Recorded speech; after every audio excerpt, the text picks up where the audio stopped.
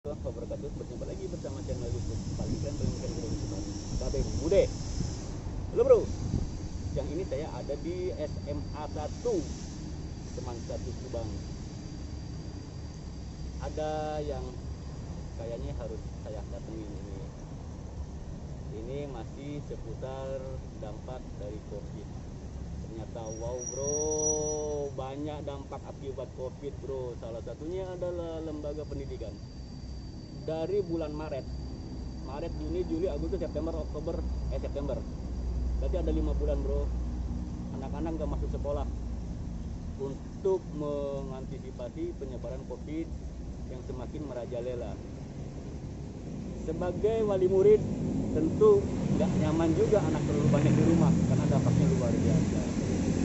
Tetapi demi kesehatan anak-anak, guru dan lain sebagainya, belajar daring adalah menjadi pilihan. Nah, datang ke sini bukan untuk mengkonfirmasi masalah daring bro, tetapi kita pengen tahu nih gimana perasaan ibu guru atau bapak guru selama 5 bulan gak pernah ketemu sama anak didiknya. 2 minggu aja mereka stres karena kangen. Ini sudah 5 bulan. Kita pengen tahu bagaimana curhatan dari para guru yang sekian lama tidak bertemu dengan anak didiknya. Nanti kita masuk ke sana, kita cek ke dalam SMA 1 seperti apa kondisinya, ada aktivitas atau tidak. Oke bro, stay terus ya di Babe Mude.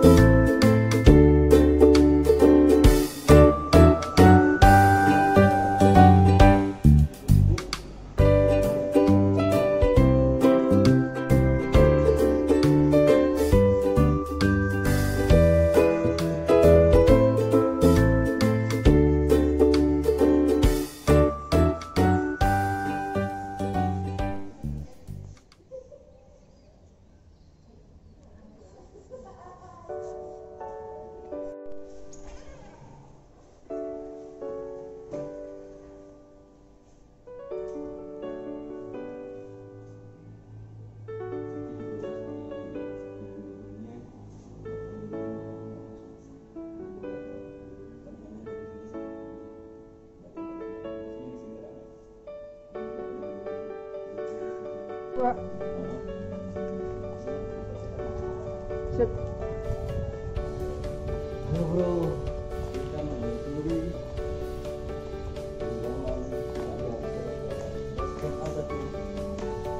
ada apa ternyata bukti bro. Gila penguasa bro. Sepi. Anak-anak semuanya libur belajar dari rumah 5 bulan bro. Ya, seperti ini kondisinya, efek dari COVID. Mudah-mudahan COVID segera berlalu. Kasihan ibu gurunya, kasihan bapak gurunya, kasihan murid-murid, kasihan wali murid bro. Punya anak 2 sekolah, semuanya di rumah. Efek daring, di handphone 2 agar anak-anak bisa belajar.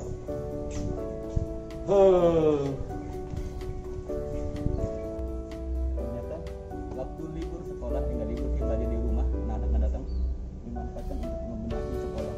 Kali ada motor kali atau bikin taman.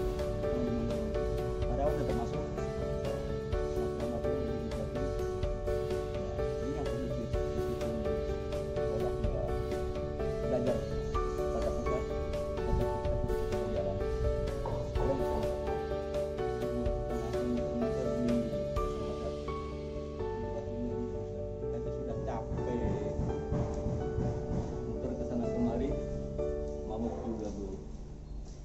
bisa muter-muter terus, kita lihat nanti. Nah, dalam ada bulu bro, kita lihatin dulu. I hope that everyone has already read all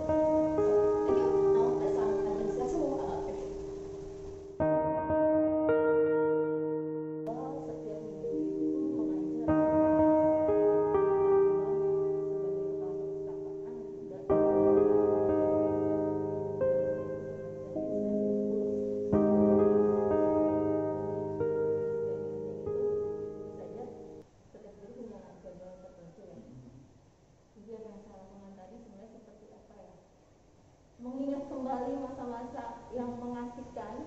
Iya. Dan buat saya itu sebenarnya ketika itu sudah tidak dilakukan lagi, menjadi sesuatu yang mengharukan gitu kan. Kalau kita mengingat masa-masa penuh saya bilang emosional ya, dengan anak-anak, menikmati kedekatan dengan mereka, tanggung jawab, kemudian juga berbagi ya. Dan di bulan ini udah nggak ada Bu. Orang sudah total tidak ada sama sekali. Tadi saya ngeliat dari pojokan itu, ngeliat aja baper. Apa sih Bu yang lagi dirasain sebenarnya dengan suasana kayak gini 5 bulan nggak ketemu sama anak-anak? Awal ketika pandemi mulai itu, ketika sekolah diliburkan, saya sebenarnya terus terang seneng ya. Kami bakal libur cuma 2 minggu. Ada rehat lah ya. Ada rehat kan ya. Iya, karena jam mengajar kita kan sebenarnya padat ya, walaupun 24 jam, tapi kan banyak tugas-tugas tambahan.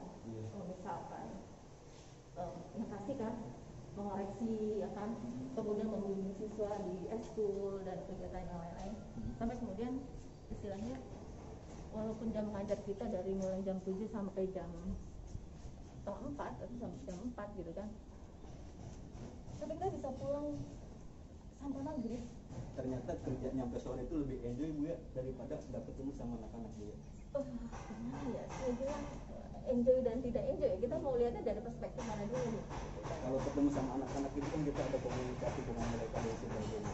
Pasti, yang pasti, karena buat saya mendidik itu kan ada sentuhan emosional ya. Ketika melihat mata siswa kita, bagaimana ekspresi mereka pada saat kita menjelaskan satu materi pelajaran, kemudian kita ada diskusi interaktif gitu kan, kemudian juga ada sesi-sesi curhat, biasanya anak remaja itu kan ada sesi-sesi curhat juga. Saya biasanya menghabiskan waktu tuh paling banyak tuh biasanya 15 menit, karena biasanya begitu masuk anak-anak curhat dulu gitu kan. Curhat itu artinya biasanya itu kita anggap sebagai penumbuhan karakter. Iya. Jadi saya bisa bercerita tentang cerita-cerita orang sukses itu seperti apa, dan kemudian bersama-sama kita mengambil hikmah dari cerita-cerita tersebut. Atau kemudian saya lebih banyak juga mendengarkan curhatan mereka, karena kebetulan saya ngajar kelas 12 nih. Iya. Ini kan zamannya mereka lagi galau-galaunya nih, setelah nanti SMA mereka mau melanjutkan kemana, kemudian masalah yang mereka hadapi kayak gimana, terus pandangan mereka ke depan tuh, masa depan mereka akan seperti apa. Itu menjadi satu momen yang yang betul-betul mendekatkan hubungan guru dengan siswa gitu. Saya menjadi pendengar yang baik. Setelah itu mereka lebih banyak bercerita ini itu adalah momen-momen saya menganggapnya 15 menit pertama untuk persepsi ya gitu. Dan sekarang kegiatan itu semuanya nggak ada Bu ya? Nggak ada sama sekali. Biasanya Bu, biasanya ini di tempat-tempat kayak gini, kalau lagi masuk sekolah itu sini ramai biasanya Bu? ini spot yang paling banyak dikunjungi anak-anak tuh kita menyebutnya bundaran hijau gitu. Bundaran hijau itu Bu ya? Oh, bundaran hijau. Nanti Itu. kita nongkrong di situ nih Bu. Ini juga nih, kita sambil membalikan lah ya, feedback lah ke belakang. Gimana sih ketika mereka ujian tatap muka, sementara hari ini kosong banget ini. Kosong banget ini. Yang ada nangka-nangka pohon atembangan dia saksi bisu dia. Saksi bisunya kita ini kan. Biasanya di sini ramai Bu. Ramai banget ini pokoknya. Kalau di sekolah kami itu kan pembelajaran nggak cuma hanya di kelas ya, tapi kita juga melakukan pembelajaran di luar kelas. Nah, spot favorit buat anak-anak melakukan pembelajaran di luar kelas itu di sini. Di sini nih. Di sini. Ini bundaran hijau. Ini bundaran hijau ini dari zamannya saya dulu SMA di sini. Sampai sekarang diperbaiki kembali. Ini spot paling favorit. Bundaran hijau ini. Ini kayak sama juga Bu, kayak media online yang favorit di Subang itu, namanya Cinta Hijau itu Bu. Keren banget itu juga. Berarti memang kita satu hati Bu. Bu, sambil duduk-duduk kita Bu ngobrol sini. Bu, pengen tahu juga ini Bu, selama libur berarti kan nggak tatap muka Bu ya, meskipun misalnya masuk sekolah, untuk mengobati rasa kangen dengan anak-anak yang biasanya kayak tadi, saya jujur ngevlog baru kali ini yang nguras emosi juga nih, rada baper, ngajar nggak ada siswanya malah disuruh kursi. Untuk mengobati rasa rindu mereka dengan anak-anak itu, apa yang dilakukan sama Ibu? Di masa pandemi ini kita memang masih terus mengajar ya, terus memang ada jadwal mengajar. dan ada memang interaksi menggunakan media itu bisa pakai Zoom, bisa pakai Google Hangout itu ya. Cuma itu juga terbatas sih sebenarnya, karena kan juga memang ada anjuran pada saat itu oleh pemerintah untuk tidak juga terlalu sering melakukan Zoom ya kan. Karena malah jadi beban juga buat anak-anak. Karena jadi beban gitu ya. Jadi paling interaksi dengan siswa itu ya, karena kami di sekolah itu menggunakan Google Classroom dan juga menggunakan media sosial, menggunakan WA, jadi kita chat-chat aja gitu. Berarti tetap interaksi dengan anak-anak. Tetap interaksi. Dan itu sebenarnya nggak ngobatin nggak sih Bu? Orang kangen. Nggak Kita banget hanya lah. chat. Itu malah tambah kangen Bu ya? Iyalah, karena kan itu ternyata nggak bisa ngobatin ya, walaupun kita misalkan pakai Zoom-Zooman atau seperti apa. Bayangkan bahwa saya melakukan Zoom dengan satu kelas misalkan kayak gitu kan. Pada saat Zoom itu kan kita nggak bisa langsung melihat ekspresi muka mereka pada saat senang, bahagia, atau ketika ada momen curhat gitu kan. Zoom atau Google Hangout atau media sosial yang lainnya itu kan hanya membatasi waktu kita cuma 45 menit. Sementara interaksi kita normal di sekolah itu kan setiap minggu kita ada waktu dengan mereka ya, walaupun tidak harus ke kelas, tapi paling tidak mereka bisa menemui gurunya kapanpun mereka membutuhkan kita gitu. Artinya guru-guru juga sebenarnya apa namanya itu lebih membutuhkan fisik daripada gambar Bu ya. Pastilah. Itu ya akhirnya pada akhirnya apa? Ternyata kita merasa kehilangan begitu sudah nggak ada gitu kan. Bu kayak orang lagi pacaran nggak sih Bu? Yang lagi cinta-cintanya tiba-tiba dipisahkan oleh jarak dan waktu, dia sekolah di mana lagi pengen ketemu, susahnya luar biasa. Iyalah, tadi kan di awal-awal saya sendiri misalnya pribadi excited banget, senang banget ketika libur pada saat itu. Tadinya kita pikir paling lama 2 minggu kan. Tapi sekarang udah lebih dari 6 bulan gitu kan. Itu kayak yang, dan kita sampai sekarang misalkan nggak tahu sampai kapan masa pandemi ini gitu kan. Itu tuh kangennya udah ketahan gitu kan. Tapi masih waras Bu ya, belum sampai pada gila ya. Jangan sampai ya berusaha untuk mencoba produktif ya gitu kan. Walaupun misalkan dari sisi guru gitu kan, apa ya, kita kan selalu ingin meyakinkan diri kita sendiri bahwa kita menjalankan fungsi kita sebagai pendidik sebagaimana mestinya dan semaksimal mungkin gitu kan. Dengan masa PJJ ini, dengan jadwal yang sangat terbatas gitu kan, karena kan sudah ada ketentuan dari pemerintah bahwa masa pembelajaran maksimal 1 hari itu cuma 4 jam ya kan, artinya kan cuma dari jam 8 sampai jam 12. Sementara di kondisi normal itu kita bisa mulai dari jam 7 sampai setengah 4 gitu. Itu kan sebenarnya waktunya udah terpotong habis untuk ada interaksi dengan siswa gitu. Itu yang sebenarnya saya juga tadi ngobrol-ngobrol kan dengan teman-teman tadi di ruang guru gitu kan, dengan tadi juga di lobi. Sebenarnya apa sih perasaan guru itu sekarang selama PJJ? Saya bilang seandainya bisa memilih gitu kan, kita sih pengennya kondisi yang sebelum new normal itu gitu. Karena ternyata gini, beban tugas kita juga makin berat ya, karena kan banyak orang di luar sana berpikir bahwa oh enak lah guru ya gitu kan, apa itu sampai pernah rame makan gaji buta gitu. Aduh, mereka nggak tahu banget gitu kan sebenarnya apa yang kita lakukan di rumah itu juga ternyata double. Satu, kita melakukan pekerjaan kita sebagai orang tua di rumah ya kan, mendidik anak-anak kita sendiri, sekaligus juga kita berperan sebagai guru yang mendidik putra-putri kita yang ada di sekolah dulu gitu kan, sehingga itu double pekerjaan banget. Jadi sebenarnya lu sendiri lebih enak disibukin untuk mengajar Bu ya, daripada harus kasarnya lah nongkrong di rumah tuh para rubuh nono digalekeun. Justru lebih baik kita ketemu sama mereka. Nah ini sebenarnya yang harus diklarifikasi Bro. Nah ini klarifikasi juga. Kadang-kadang kasian juga sih, jujur saya sebagai wali murid, saya juga wali murid juga kesel juga nih, anak-anak nongkrong terus di rumah, main gak jelas, pergaulan juga jadinya nggak kontrol. Secara ke orang tua tanggung jawab, saya juga pengen lah ya anak-anak cepat masuk, tapi saya tidak sampai pada wilayah guru makan gaji budak kayak anjing lah. Gue bilang lu jangan terlalu sadis kayak gitu Bro. Guru sendiri lah, tadi lu kalau lihat dari awal deh, guru sendiri kangennya luar biasa. Mereka udah diubun-ubun Bu ya, diubun-ubun pengen ketemu sama siswa. Jadi ini bukan kemauan guru Bro, bukan kemauan guru untuk libur, untuk jaga jarak. Iya memang wali murid ada beban, apakah uang untuk daring segala macam, tapi justru guru jauh lebih punya beban Bro. Satu, dia harus menyiapkan kuota Bu ya. Wah, Meskipun nggak tahu harus. dia dari pemerintah real apa nggak tuh yang ada kuota itu. Yang kedua, yang lebih berat itu psikologis Bu.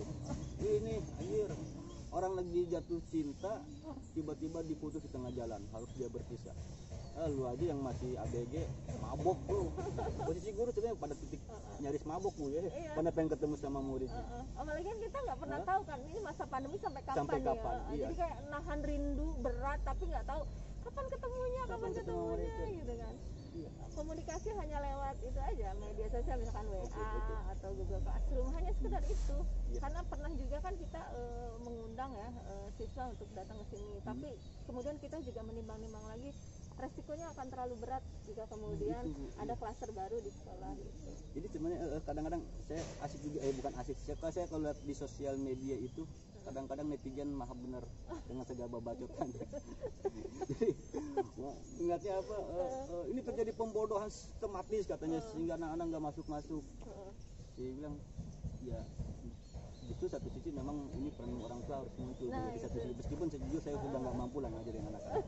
Nah sejatinya gini loh bro, guru juga stres, gue bilang stres. Iya, stres. Ya, nggak ada yang namanya pembodohan, tetapi guru lebih memilih stres tahan kangen daripada harus mengebunuh tanda kutip, Iya. daripada anak-anak kena Iya, virus betul, Bu ya. Ini betul. jauh lebih berat Bu ya, Betul. dan ini justru lebih menyiksa ketimbang ibu harus menahan rindu Bu ya. Iya, Meskipun iya. kita nggak jelas sampai kapan rindu ini bisa terobati. Hmm. Jadi selama ini interaksi itu hanya dengan sosial media, Hanya nggak dengan- pernah ketemu karena emang khawatir gue Enggak sama sekali. Kita memang enggak diperbolehkan dan juga kita memang tahu resikonya akan dalam tanda kutip sangat berat ya. Walaupun siswa tidak nanti misalkan terinfeksi langsung atau kemudian mereka menjadi penderita, tapi kan mereka bisa jadi OTG. Mereka bisa iya.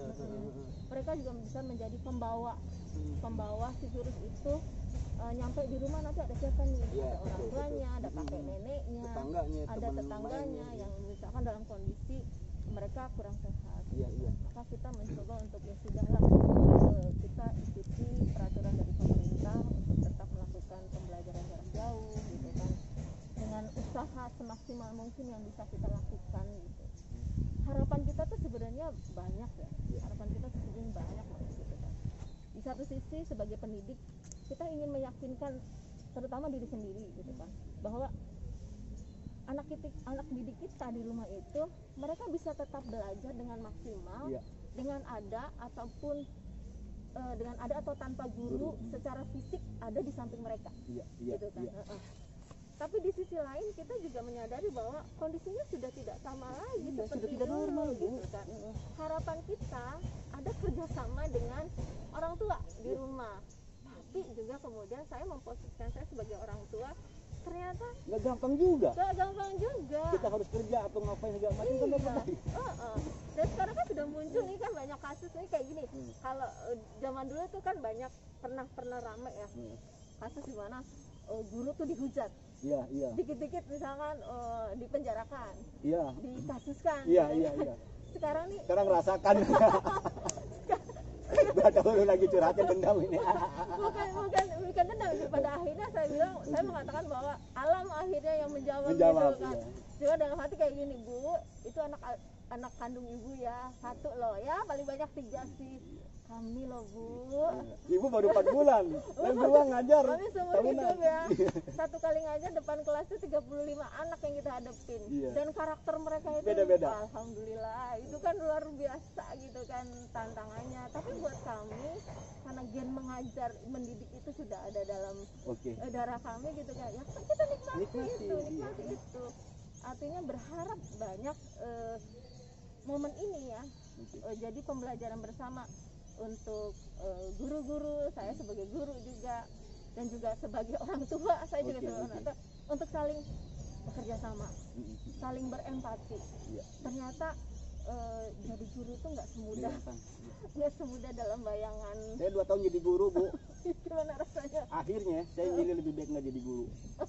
Iya, saya cukup saya bilang 2 tahun aja jadi guru dan memang nggak sederhana Bu. Iya, iya. Kita ngeliatnya enak, kayaknya enak aja ya gitu Bu. Padahal gila. Ya tadi itu Bu, kita ngadepin anak-anak yang beda karakter, beda lingkungan, beda segala macam, beda permasalahan.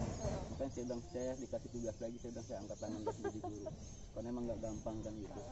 Ya jadi ya memang bukan kemudian ini jadi berkah Bu ya, ketika libur gitu malah ini menjadi masalah buat secara psikologis. Tadi Bu kalau boleh milih Bu, sebenarnya lebih baik masuk dengan kondisi pandemi Covid kayak gini.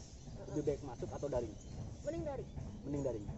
Karena pertimbangan itu ya. Pertimbangan keselamatan, kesehatan. Ini masalah nyawa loh. Iya.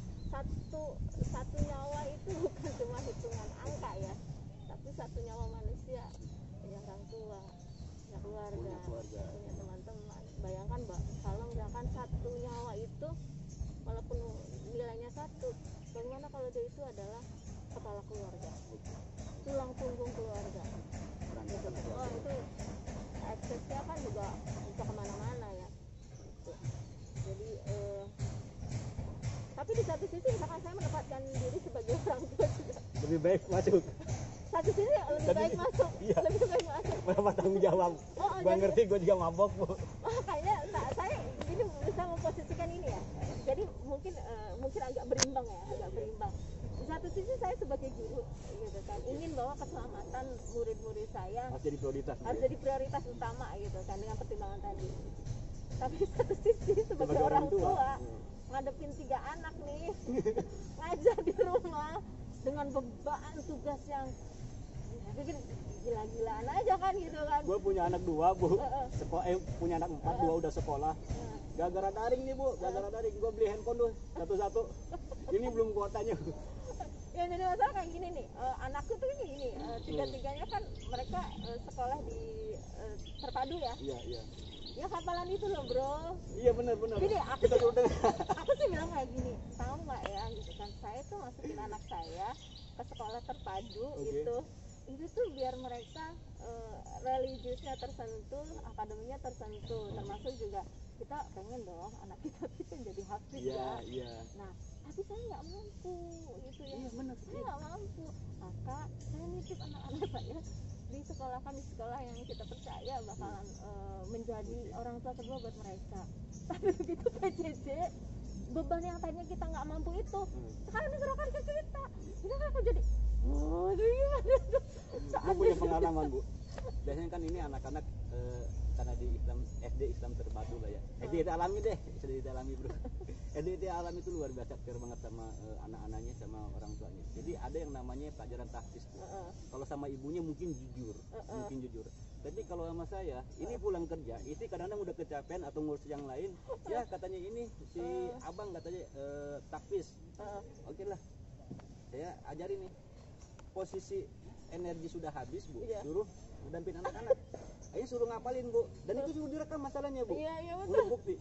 Akhirnya daripada gua capek, dia di sini, kamera di sini, terus gini begini Bu, lu baca aja dah, gua bilang gitu. Itu suami gue banget. Semua akan mengalami masalah-masalah seperti itu Bu. Iya. Ada lagi Bu, nah edit itu ada aplikasi yang namanya, gua buka-buka aja. Ketawa-ketawa ada tuh gurunya dah. Jadi ada aplikasi kayak cepat-cepatan tuh Bu menjawab. Oh iya, kuisis ya. Iya, yang macam kayak gituan. Gua kebayang ini bocah apalagi bahasa Sunda nih Bu. Anak itu nggak ngerti bahasa Sunda. Ya ngerti, tetapi dia nggak begitu memahami betul aja. Macam kayak gituan tuh Bu. Daripada bocah lama pasti ketinggal. Gua aja semua isi Bu. Iya benar. Jadi akhirnya satu sisi memang belajar anak-anak belajar di rumah itu menguji kejujuran. Dan gua termasuk orang yang gagal untuk masalah kejujuran Bu. Dan ini jadi ramai antara saya sama suami loh, gitu kan. Yang satu ideal ya, yang satu udahlah yang penting tunda. Ya satu ideal kan, sementara suamiku ya kayak dirimu itu lah bro, gitu kan. Karena anakku komplain. Bunda, temenku yang biasa-biasa aja, yang biasanya terakhir, itu kalau ulangan dia duluan. Saya bilang, ya udah biarin kakak gitu kan. Tapi ternyata dibantu sama orang tuanya. Gak boleh berburuk sangka, saya bilang kayak gitu kan. Tapi kata teman-teman juga kayak gitu. Nah akhirnya itu jadi diskusi yang hangat antara aku sama suamiku. Saya bilang selama anak kita nggak bisa belajar mandiri gitu kan. Kita kan hanya mendampingi nih. Oke. Tapi tidak boleh masuk ke ranah dia mengerjakan soal Oke. dibantu oleh orang Orang tuanya tuanya, gitu kan. Kecuali hanya untuk ngecek-ngecek aja. Tapi kalau sampai orang tuanya ngerjain tugasnya, ngerjain PR-nya, sebenarnya itu udah apa ya namanya? Udah over deh saya bilang kayak gitu kan. Kalau saya kenapa Bu ngebantuin Bu? Karena saya mikirnya ini tidak akan mempengaruhi di nilai akademik Bu. Om punya orang ngerti Bu, cuma nilai kejujuran yang memang gagal Bu kan gitu. Kan sementara saya bilang ke suami, Sikap artinya perilaku. pendidikan itu bukan hanya akademik. Saya bilang saya nggak peduli dengan akademik, biarin anak saya bertanggung jawab dan dia menerima resiko dari dia tidak mau belajar. Tapi kita jaga integritasnya dia untuk tetap untuk jadi pribadi yang jujur gitu. Tapi di sisi lain kan tagihan sekolah ya kan, tagihan sekolah, Tugas-tugas gitu kan. sekolah Tugas harus sekolah banyak gitu kan. Apalagi kalau kita berpikir, kata suami saya gitu kan, kita berpikir ke depan Bun, masuk sekolah itu salah satunya adalah dilihat dari nilai akademik. Iya. Kalau kamu masih berkuku dengan nilai-nilai yang kamu pegang itu, nilai akademik anak kita gimana? Saya bilang ya gimana ya gitu kan, akhirnya kan itu jadi diskusi yang hangat ya. Tapi saya juga ini ngobrol dengan orang tua yang lain gitu kan. Hampir sama Bu. Sama ya. Hampir sama. Sama Jadi ya. kan akhirnya begini Bu, mau belajar apapun, sehebat apapun guru, mengajar lewat daring itu nggak bakal Nggak efektif. bisa. Iya. Kenapa? Karena pengaruh anak-anak sudah lebih besar lingkungan Iya. mempengaruhi anak-anak daripada sama guru. Itu udah saya bilang ini sudah kacau balau. Cuma hanya saja kenapa saya memfasilitasi handphone dan sebagainya lebih kepada ini untuk mengerem dia main di luar sebenarnya Iya kan betul itu. betul. Atau menanamkan lu punya kewajiban loh di sekolah. Iya. Bukan masalah dia bisa atau masalah dia akhirnya itu menjadi nomor sekian Bu gitu. Karena saya melihatnya ini nggak bakal efektif mau bagaimanapun. Profesor sekalipun ngajar secara online Bu, anak SD Iya. itu nggak bakal berhasil. Iya. Ini saya bilang makanya ini nggak sederhana, makanya apapun yang terjadi kita berdoa aja Bu ya. Mudah-mudahan COVID itu segera berlalu. Capek Bro. Capek. Bu, thank you Bu ya. Iya. Bro, sorry ini saya bukan wali murid yang lagi protes sama guru Bro. Jangan Ternyata kita, protes ya. ternyata kita lagi pada curhat nih. Lagi curhat ini. Saya nggak bisa ngambil kesimpulan, silakan teman-teman yang ngambil kesimpulan. Yang jelas bahwa COVID itu sangat luar biasa. Semuanya akan berpengaruh kemanapun, dampaknya luar biasa betul Bro. Bukan hanya wali murid, bukan hanya wali kelas, bukan hanya guru, bukan hanya ekonomi, semuanya babak belur. Iya, tapi yang utama proteskan tetap kesehatan dan keselamatan. Saya juga sebenarnya capek Bro pakai inian. Tapi semuanya demi keselamatan saya, anak-anak, keluarga dan tetangga dan lain sebagainya. Jangan dianggap gampang, jangan dianggap remeh yang namanya COVID, sekali kena lu mampus. Hatur nuhun Ibu. Ini namanya Ibu Marni ya dikenal. Ini Ibu Marni saya lupa. Ibu Marni. Ini sebenarnya kawan lama yang sekarang dia jadi guru, makanya saya pura-pura sopan aja padahal suka begini. Ngocol saya sama dia. Oke Bu, terima kasih sudah nonton dan jangan lupa subscribe Babe Muda. Bila perlu lu komen atau bagi, kalau nggak apa-apa nggak apa, kalau nggak mau nggak apa-apa. Hatur nuhun, ketemu lagi di konten-konten lebih edan lagi selanjutnya. Assalamualaikum warahmatullahi wabarakatuh. Waalaikumsalam warahmatullahi wabarakatuh.